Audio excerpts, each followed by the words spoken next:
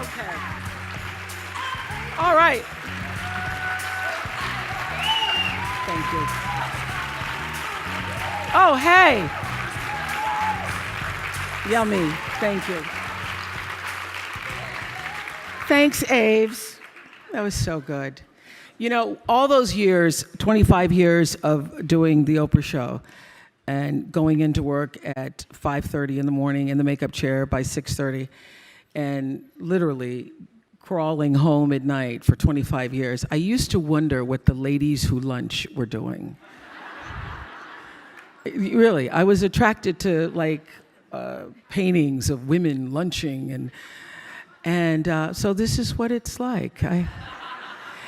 But even better, this is an empowerment lunch. You know, I changed how I viewed power about 1989. There was a book I read by a man named Gary Zukav called Seat of the Soul.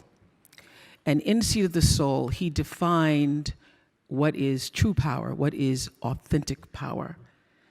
And his definition of authentic power, meaning the kind of power that can never be taken from you, not your looks, not your fame, not your money, not your square footage, but authentic power is when the personality, your personality, comes to serve the energy of your soul. When you are able to align who you are, who you've become in the world, with really what you've come to do in the world, when your personality serves the soul. So I thought a lot about that. That book was actually life-changing for me. And I was building a home in Santa Barbara. And as anybody who's ever built a bathroom or a home or anything, nothing ever happens on time.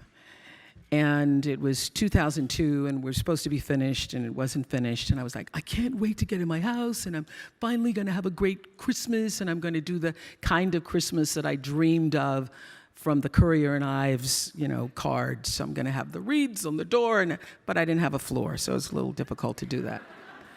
So I started to think, if I can't do that Christmas, well, what am I going to do for Christmas? My house isn't even ready, and what can I do? So I started, as I was walking around through the trees, sitting under that tree, because my favorite time is to be alone with my thoughts. And as I was alone with my thoughts, I was thinking, what would be the next best possible Christmas for myself? And I thought of the best Christmas I ever had. The best Christmas I ever had was when I was 12 years old. My mother was on welfare. I was living with my mother and a half-brother and sister in Milwaukee. And my mother called me, the oldest, into a room to say, we won't be having Christmas this year. I said, we won't be having Christmas? What about Santa Claus? There is no Santa Claus. I had already figured that out, but okay. I was embarrassed and I was ashamed because for the first time, I had to face the reality that, what I've been suspecting, that we're not like the other kids, that we really are poor, is true. So we're not going to have Christmas, and there is no Santa Claus. My first thought, after being embarrassed and ashamed, was, what will my story be? What am I going to tell everybody when we go back to school and they're showing their toys and I don't have anything to talk about? What am I going to do? I'm not going to go outside tomorrow when everybody's out in their yards showing the toys they got for Christmas. I'm going to stay inside. Am I going to pretend I'm sick? What is my story going to be?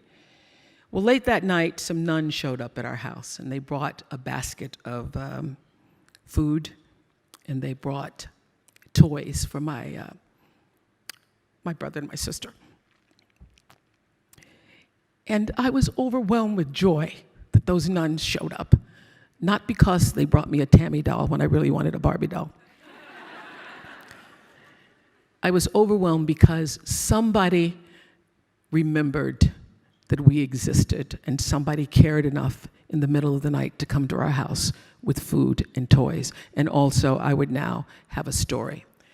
So as I was contemplating, that was the best Christmas I ever had, I thought, how could I make that possible for somebody else? What could I do to create the same kind of experience for other children? So I took 50 members of my team at Harpo, Harriet, one of them, Sherry, the table, and hired another 50 people in South Africa. And we went to South Africa with the idea of creating something that we ended up doing a documentary about called Christmas Kindness. Christmas Kindness, using my personality to serve the energy of my soul. So we went from village to village, offering toys and clothes, food, soccer balls to children who'd never experienced Christmas before. And early in the morning, you could see them lining up by the thousands to come. And we actually went to 10 or 12 villages to do this. And people said to me at the time, oh, that's so frivolous, and the kids won't remember it, and why don't you use your money to do something else more substantial, Oprah? And I said, they may not remember the toy. They may not remember the clothes, although they were most excited, the children, to open boxes containing clothes because, as their caretaker said to us, having new clothes made them not feel poor. And for so many of these kids, it was the first time they'd ever experienced having something that was new for them. They may not remember what they got in the box, but they will remember that somebody remembered them. They will remember the experience. So during this entire experience, Nelson Mandela had invited Stedman and I to stay at his home. So when Nelson Mandela invites you, you stay. And I was so nervous. I was like, oh my God, what am I gonna talk to? Because it's 10 days. It's 10 days, it's not just a dinner, it's not a lunch, it's 10 days. It's 10 days, breakfast, lunch, and dinner with Nelson Mandela. What am I gonna say? Stedman said, why don't you try listening?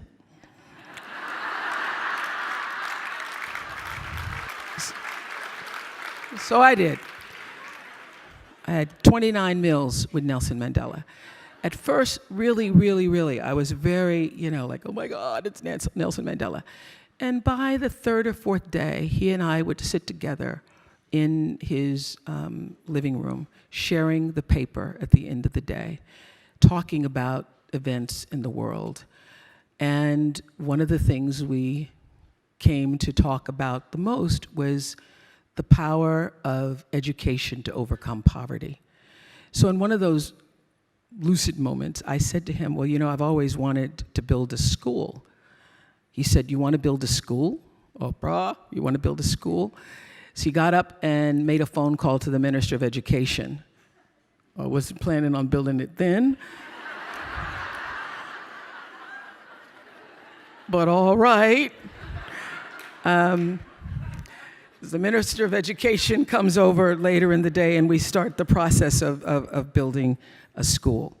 The reason why I wanted to build a school, because I tried different things, because I always knew, even before I could articulate, that my personality needs to serve my soul. I always knew that to whom much is given, as the Bible says, much is expected. Much is not just expected, much is required. So from the first time I came to Chicago and started to make more money than I needed to actually pay my bills, I reached out and was going to form a sister group trying to help young girls in the project. And I discovered I wasn't able to do what I really needed to change the trajectory of those girls' lives, because every girl that we would take out of the project and spend time with on the weekends, my producers and I, they would have to go back home into the same environment. And it was impossible to just change the way they saw themselves in the world.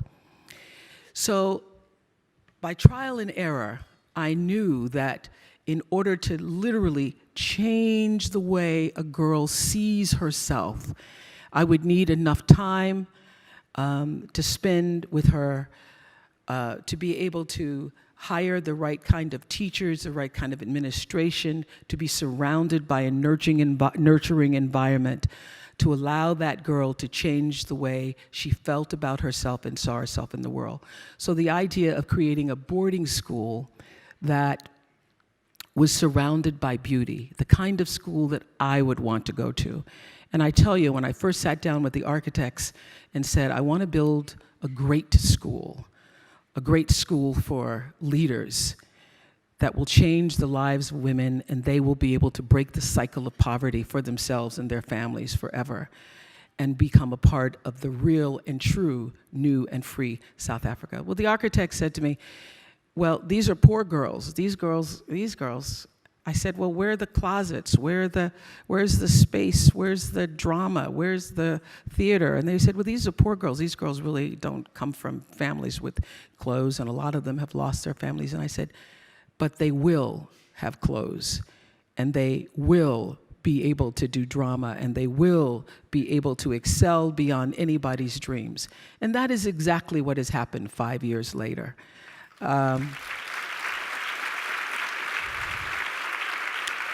As Ava mentioned, we are now approaching, I'll go over at the end of November, and we have our 5th graduating class. This coming June, I'll have 43 girls graduating in South Africa. I have 7 in the United States graduating. I have 20 girls in the United States. One of them, Sade, is here today. Stand up, Sade. Say hi.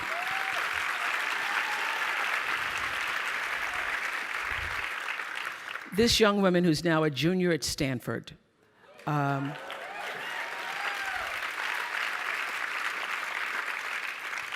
I met when she was 12 years old, and I did the interview and said, tell me why you want to come. Do you want to come to this school? And she says, I really want to come. I really, really want to come. A dozen reallys.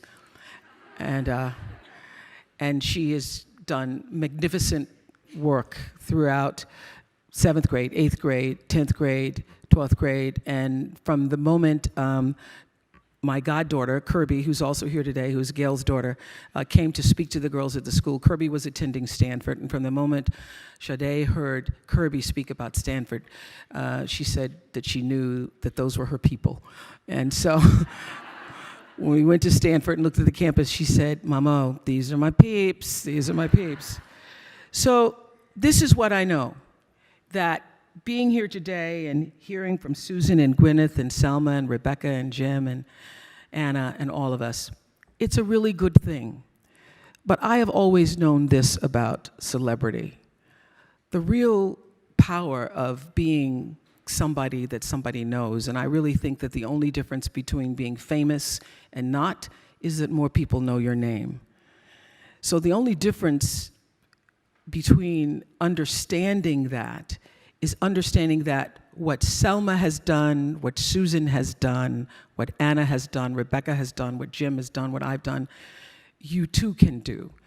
Because true philanthropy comes from living from the heart of yourself and giving what you have been given. How will you do that? How will you use your personality, the energy of your personality, to serve that which is your soul's calling? I know this for sure.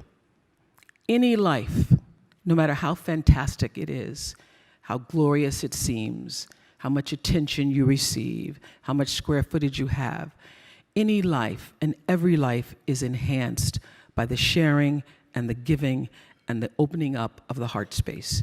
Your life gets better when you can find a way to share it with someone else. So what we've done, you can do. The real empowerment comes when every person leaves this room and makes a decision.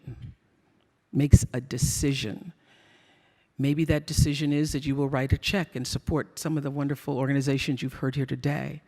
But the true decision is, how will you use yourself? How will you use everything that you have been given to serve that which is greater than yourself? How will you use that to become truly, authentically empowered? Now, it is a beautiful thing to receive an award and to be on the cover of Variety. Thank you very much. It's a beautiful thing. But the true reward is in the lives that you are able to touch and the people who you know you have impacted. My beloved mentor, teacher, friend, mother, Maya Angelou passed away last year. And I remember when I opened the school, I was so happy that finally it happened. We got it done and got through all the bureaucracy and all the stuff that it takes to build a school from the ground up. And I said to Maya, oh my God, Maya, this is my legacy. And Maya said, you have no idea. You have no idea what your legacy is. Your legacy is every life you have touched. Your legacy is every person you have met whose influence was felt by you. Every single person. So she said, it's every person who's ever watched a show and decided that they were going to go back to school, or watched a show and decided that I'm going to leave my husband. I'm going to no longer be a victim of abuse. Every person who watched a show and said, I am a victim of abuse, and because I saw this, I now can stand up for myself. Every person who gained a voice because of you. You have no idea what your legacy is. Your legacy is every life that you touch. And so, as you leave here today, the decision is, whose lives will that be? How will you use yourself in such a way that your impact and your legacy will live beyond the doing? So the great reward for me is knowing that what I'm doing and how I've done it and how I choose to live in the space that I call God, how in God I move and breathe and have my being, and I try to move from the center of that, is able to literally touch the lives of other people. I said to the girls when they first came to the school, we found them in villages and we found them in townships. We went out, some kids were having school in a boxcar on a railroad track and some under a tree. And I said to the girls, the trajectory of your life is about to change. And I only ask one thing of you, is that you give as much of yourself as I and this school is willing to give to you. And Becky Sykes, who's the head of our foundation and spends so much, stand up, Becky, spends so much time with the girls, can vouch for this. And so this is the true reward. I just wanted to share this with you. One of my, Sade is here because she's the only one of the 20 girls who are in school in the United States, in school from, their girls range from Brown, Mount Holyoke, Wellesley, Johnson C. Smith, Spelman, Colorado, Oregon, Stanford. She's the only one who had Fridays off. So I said, everybody, not getting out of class to come to Variety, no. But June of this year, so the girls are out in the world. We've done this thing that Susan was talking about, touching the lives of girls. And when you change a girl's life, you don't just change a girl's life, you change the community's life, you change a family's life. Because what girls do is they take it back home, they take it to their families, they take it to their communities. So my girls are all over the country in internships and working and doing multiple things during the summer months. And one of my daughters, I call them my daughters, Avukile, who's at Colorado College, was working went back to Cape Town to work in Cape Town this summer. And she'd always wanted to be a doctor, had planned to major in medicine, and this summer made the decision that she was going to switch to public health. So when they leave, I always say, just let me know, just send a text. You don't even have to say you arrived, just send an emoji. Emoji, hello, I'm here. But she wrote me this amazing letter that will be something I treasure forever. I just wanted to share a bit of it with you today. She wrote this on June 11th, after having arrived in Cape Town and being in a house with all of these students from different parts of the world. She writes, this is a girl who we found who would have had a very different life. But she writes, the other day, we were all sitting around table and began to have a heated, passionate, respectful, and compassionate, and most important, fulfilling discussion about what we want our own country and our nation to be, what we should be doing as the youth of this country to make it better. For the first time, I really believe I have hope for a better future. We talked about what male privilege means, what white privilege means, and the chains of victimization. Oh my mamo. It was challenging, yet so insightful. It felt good to know that I could share my opinion with a group of only guys and know that if my opinion was disagreed upon, it was solely because of the quality of my opinion and not because I'm a girl. I'm finding myself being able to let go and be me without fear of what the next person thinks. When I think I can go deep with someone, I do, and most of the time it turns out that person was also seeking the same thing. I'm learning, I'm making mistakes, I'm laughing, I'm deciding, I'm asking, and I'm questioning, and I'm also growing. And I have to tell you, I am filled with gratitude, so much gratitude that I can see the sights that I can see and meet the people I have met and continued to be favored by God. That's the true reward. Thank you.